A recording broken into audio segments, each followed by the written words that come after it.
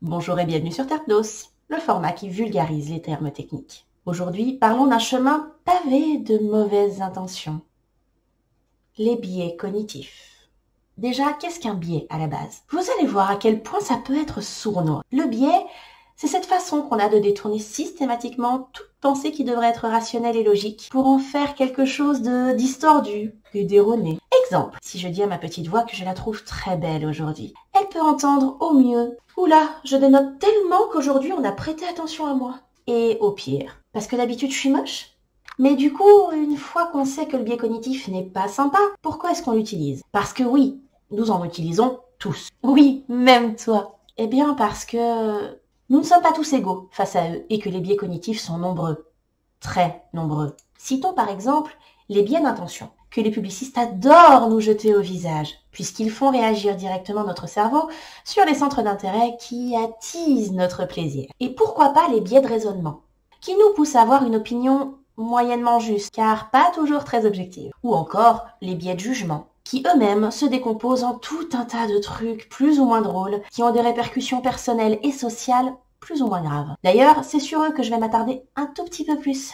Je préviens, c'est l'épisode qui va piquer le plus et qu'on aimera le moins. Allez, on va en citer quelques-uns. Et je les ai soigneusement sélectionnés au vu du contexte. Prenez ceux qui vous parlent le plus et tentez le recul dessus. La supériorité illusoire. C'est cette tendance à croire que, parce qu'on se pense plus spécialisé dans tel ou tel domaine, on a plus d'outils, plus de connaissances ou plus de légitimité. Et donc, en découle une plus grande valeur de nos propos et de nos actions que ceux des autres. L'effet Dunning-Kruger.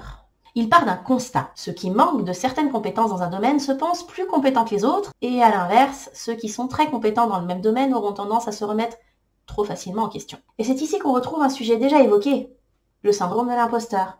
Le biais rétrospectif. On parle ici d'une approche qui peut remettre en question l'intuition, puisque c'est l'idée du « je le savais ». On est parti d'une sensation, d'une certaine forme d'instinct. On l'a entendu plus ou moins fort et puis on l'a rangé dans un coin. Jusqu'à ce que certains éléments nous sautent au visage et nous poussent à croire que si on l'avait écouté, cette petite voix de départ, on aurait évité de se tromper. Le biais d'autocomplaisance.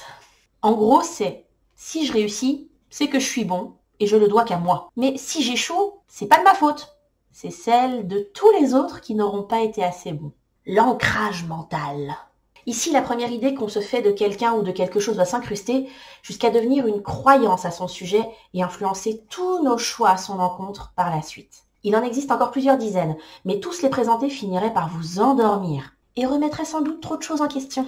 Alors vous devrez vous contenter de ce mini-échantillon. Malgré tout, pourquoi parler des biais comme de potentiels dangers qu'il faut absolument connaître? Parce qu'ils interviennent à plusieurs niveaux et peuvent drastiquement concourir à vous donner une vision fausse de votre environnement et de vous-même. Prenons des exemples concrets. Vous manquez de confiance en vous et apparaît cette personne qui vous donne la sensation de lire en vous par de grandes phrases type « vous avez vécu un grand bouleversement dans votre existence, mais ne vous inquiétez pas désormais, tout ira bien. » Eh bien oui, je vous confirme que tout ira bien à un moment donné, parce que c'est ainsi.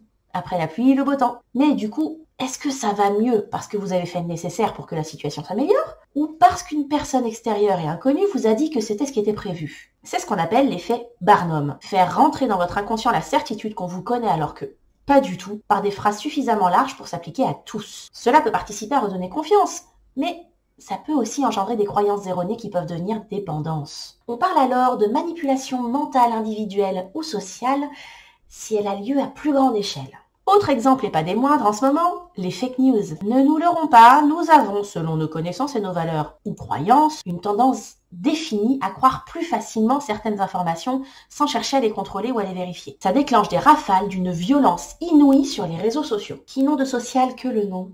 Eh bien, même ça, c'est une illustration parfaite de notre tendance à essuyer les revers de biais cognitifs, comme l'illusion de savoir, qui nous retient de contrôler la véracité d'une information, quitte à trouver des preuves que ladite information est fausse. Ou encore, le marteau de Maslow.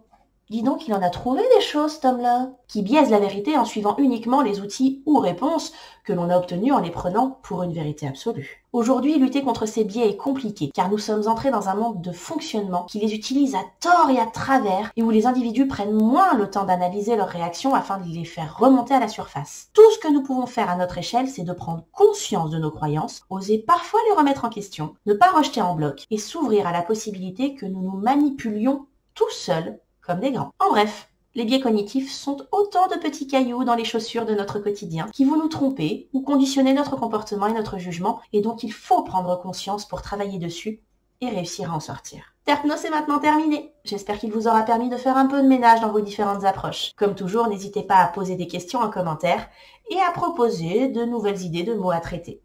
Et en attendant, pensez bien-être, pensez à vous, abonnez-vous.